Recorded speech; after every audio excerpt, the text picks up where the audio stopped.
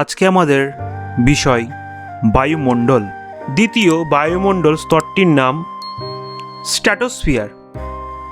ট্রোপোস্ফিয়ারের উপরে উপস্থিত এবং ভূপৃষ্ঠের সাপেক্ষে 12 কিমি থেকে 45 কিমি উচ্চতা পর্যন্ত বিস্তৃত বায়ুর স্তরটি স্ট্র্যাটোস্ফিয়ার নামে পরিচিত।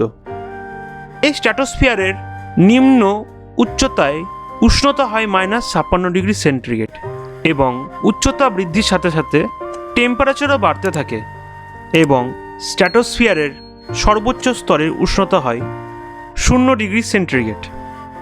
এই অঞ্চলের প্রধান গ্যাসগুলি হল নাইট্রোজেন, অক্সিজেন এবং ওজোন।